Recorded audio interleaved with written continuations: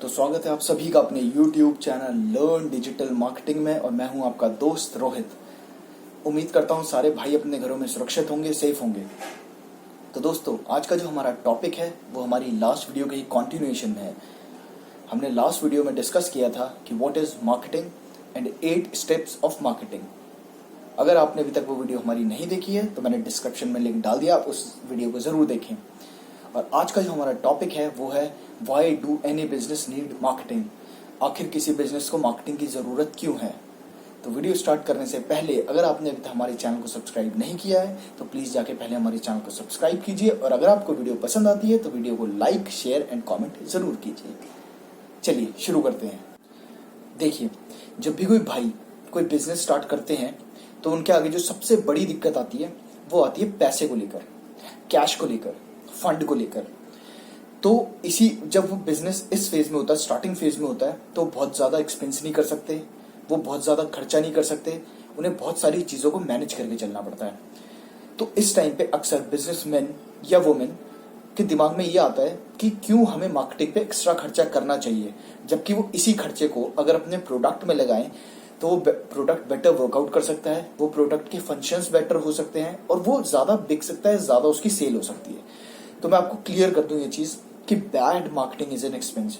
बुरी marketing, bad marketing खर्चा है, but good marketing is always an investment. Bad marketing क्या है? बैड मार्केटिंग मतलब अगर आप बिना किसी प्लानिंग के बस मार्केटिंग में पैसा लगा दे रहे हैं तो वो आपका खर्चा है। लेकिन अगर आप प्लानिंग के साथ अच्छे से मार्केटिंग करते हैं तो वो आपका फ्यूचर की इन्वेस्टमेंट है। That is not an expense. अब इसको समझते हैं एक एग्जाम्पल के थ्रू। सपोज कीजिए आपने एक रेस्टोरेंट खोला जिसकी लोकेशन भी काफी अच्छी है, उसके अंदर जो डेकोरेशन है, इंटीरियर डेकोरेशन, वो भी आपने काफी बढ़िया करी है, जो आपके शेफ्स हैं वो भी एक क्लास हैं, जो आपका मेन्यू है उसमें भी काफी वैरायटीज हैं, जो आपकी सर्विस है वो किसी 5 स्टार होटल को टक्कर दे रही है। बट क्या ये सब सेंस बनाएगा अगर आपके पास कस्टमर्स नहीं है तो? नहीं, कोई सेंस नहीं बनाएगा, क्योंकि customers is the key requirement of any business. इसीलिए कहते हैं बिजनेस को स्टार्ट करना जस्ट एक फर्स्ट फेज है, फर्स्ट स्टेप है। बट जो आपके बिजनेस की नैया है वो मार्केटिंग ही पार करा सकती है। तो जो मार्केटिंग है वो एक कॉन्टिन्यूअस डायनेमिक प्रोसेस है। यहाँ पे अब आपको 2 वर्ड्स पे फोकस करने की जरूरत है, एक है कॉन्टिन्यूअस, एक है डायनेमिक। तो जो कॉन्टिन्यूअस का मतलब है वो है कि जब से आपकी कंपनी स्टार्ट हुई है और टिल जब तक आपकी कंपनी एग्जिस्ट कर रही है तब तक आपको मार्केटिंग की जरूरत पड़ेगी। ऐसा नहीं है कि आज आपकी कंपनी छोटी है तो आपको मार्केटिंग की जरूरत है, बट कल को आपकी कंपनी बड़ी हो गई तो आप बिना मार्केटिंग के भी सस्टेन कर लेंगे। नहीं, ऐसा नहीं है। और दूसरा वर्ड है वो है डायनेमिक। इसका मतलब है कि मार्केटिंग को आपको time on time basis changes करने पड़ते हैं according to your customer requirement. For example, आज से 20 साल पहले जो मार्केटिंग होती थी वो ज्यादातर आपके टीवी पे, न्यूज़पेपर पे या फिर आपकी मैगजीन में होती थी। लेकिन जो आजकल के जमाने में ज्यादातर मार्केटिंग होती है वो आपकी डिजिटल मीडिया पे होती है, through your social media, through your email marketing वगैरह वगैरह। अब हम 5 पॉइंट्स के साथ समझेंगे कि why marketing is an important tool for any business. जिसमें हमारा फर्स्ट पॉइंट है, it is an effective way to engage with your customers. मतलब किसी भी बिजनेस को अपने कस्टमर्स के साथ एक रेगुलर कॉन्टिन्यूअस एंगेजमेंट बना के रखनी पड़ती है ताकि वो कस्टमर अपने आप को वैल्यूएबल फील करे।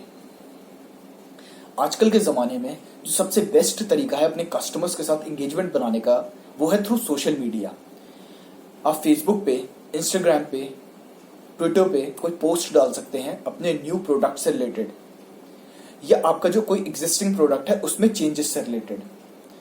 उसमें आपको यूजर कमेंट करके बता सकते हैं कि उनको ये प्रोडक्ट कैसा लग रहा है या उनको अभी तक इस प्रोडक्ट में क्या प्रॉब्लम आ रही है। इसको आप एज अ फीडबैक भी यूज करके अपने प्रोडक्ट को इंप्रूव कर सकते हैं। हमारा सेकंड पॉइंट है कस्टमर सेटिस्फैक्शन। किसी भी बिजनेस के लिए यह बहुत जरूरी होता है कि उसके न्यू कस्टमर या उसके एग्जिस्टिंग कस्टमर उसके प्रोडक्ट से खुश रहें, हैप्पी रहें, सेटिस्फाइड रहें। तो मार्केटिंग का एक ये मेन गोल होता है कि वो अपने कस्टमर्स को सेटिस्फाइड रखे। सपोज कीजिए आपने किसी ऑनलाइन वेबसाइट से कुछ ऑर्डर किया है, तो उसके रिसीव होने से पहले, उसके आने से पहले आपके दिमाग में आप कुछ अनुमान लगाते हैं कि ये प्रोडक्ट की क्वालिटी ये रहनी चाहिए। अगर उस प्रोडक्ट की क्वालिटी आपके अनुमान से लो क्वालिटी है तो आप काफ़ी डिससेटिस्फाइड होते हैं। बट अगर आपके प्रोडक्ट की क्वालिटी आपकी एक्सपेक्टेशन से ज़्यादा है तो आप सेटिस्फाइड होते हैं। किसी भी बिजनेस के लिए एक कस्टमर की सेटिस्फैक्शन होना कितना ज़रूरी है उसको हम समझते हैं एक एग्जाम्पल के थ्रू। आज से 12 साल पहले, ईयर 2008 की बात है, एक बहुत ही फेमस इंटरेस्टिंग केस आया था यूनाइटेड स्टेट्स ऑफ अमेरिका में। एक कैनेडियन म्यूजिशियन थे, डेव कैरल नाम था उनका। उन्हें जाना था नोवा स्कॉटिया, कनाडा से जाना था नेब्रास्का, जो कि यूनाइटेड स्टेट्स में। तो उन्हें कनाडा के एक शहर से जाना था यूनाइटेड स्टेट्स के एक शहर में।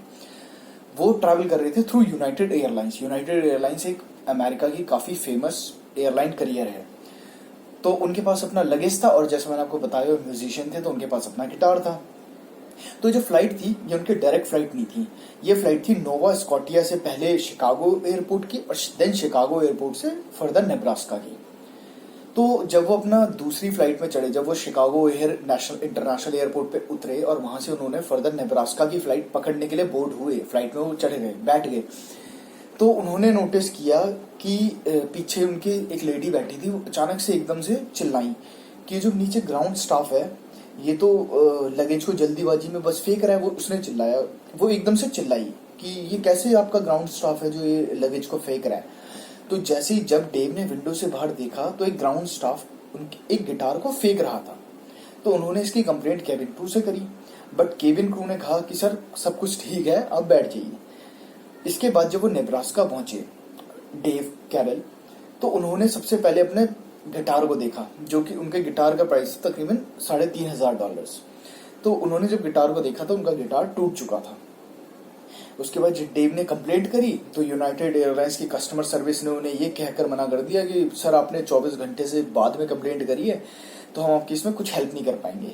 वो लगातार 9 महीने तक कस्टमर सर्विस के टच में रहे, उन्हें थ्रू ईमेल, थ्रू कॉल उनसे बात करते रहे कि मुझे कंपनसेशन दो, मेरा गिटार आपके लापरवाही की वजह से टूटा है।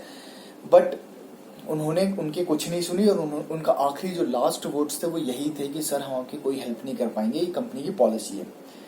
तो जब 9 महीने बाद वो परेशान हो गए इन सब चीज़ों से, उन्होंने कस्टमर सर्विस, एक लास्ट में जिनसे बात हुई थी वो कस्टमर सर्विस एक वुमेन थी, उन्होंने उससे कहा कि अगर मैं लॉयर होता तो मैं आपकी एयरलाइन पे केस कर चुका होता, आपको सू कर चुका होता, बट सिंस मैं सिंगर हूँ तो मैं आपकी कस्टमर सर्विस के ऊपर, यूनाइटेड एयरलाइंस की कस्टमर सर्विस के ऊपर 3 सॉन्ग्स बनाऊंगा। उन्होंने एक वीडियो बनाई इसी अपने इंसिडेंट से रिलेटेड और उसे यूट्यूब पर डाल दिया 6 जुलाई 2009 को। अपलोड करने ही एक दिन के अंदर उस वीडियो में 1.5 लाख व्यूज आ चुके थे और 6 जुलाई को वीडियो अपलोड हुई थी, 9 जुलाई 3 दिन के अंदर उस वीडियो में 5 लाख व्यूज आ गए थे और अगस्त तक, मिड ऑफ अगस्त तक उस वीडियो में 50 लाख व्यूज आ चुके थे, 5 मिलियन व्यूज। तो ये वीडियो काफी यूएसए में आग की तरह फैल चुकी थी। अब इससे कंपनी को इम्पैक्ट क्या पड़ा, आप पूछेंगे कि सर वो तो ठीक है फैल गया, बट इससे कंपनी को क्या फर्क पड़ता है। तो ये बताऊं, कंपनी विद इन 4 वीक्स, जैसे ही वीडियो फैली उसके 4 हफ्तों के अंदर जो यूनाइटेड एयरलाइंस के स्टॉक प्राइस था वो 10% गिर चुका था, जिससे कि यूनाइटेड एयरलाइंस के जो स्टॉक होल्डर्स थे उनको $180 मिलियन का नुकसान हो चुका था। जी हाँ, 3500 के गिटार के चक्कर में जिसकी उन्होंने कंपनसेशन नहीं करी, उसके चक्कर में कंपनी का $180 मिलियन का नुकसान हो चुका था।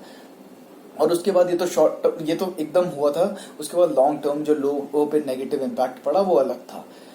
तो आपको मैं उस वीडियो की एक छोटी सी क्लिप दिखा देता हूँ ताकि आपको समझ आ सके उस सॉन्ग की, बेसिकली उस सॉन्ग की वीडियो दिखा देता हूँ कि आपको समझ आ सके कि मैं कहना क्या चाह रहा हूँ।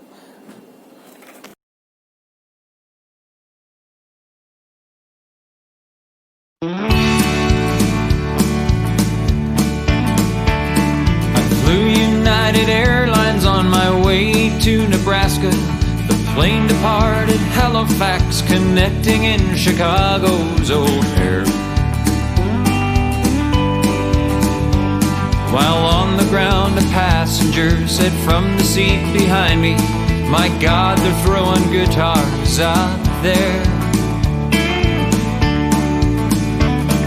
The band and I exchanged a look, best described as terror, at the action on the tarmac, and knowing whose projectiles these would be. So before I left Chicago, I alerted 3 employees who showed complete indifference towards me.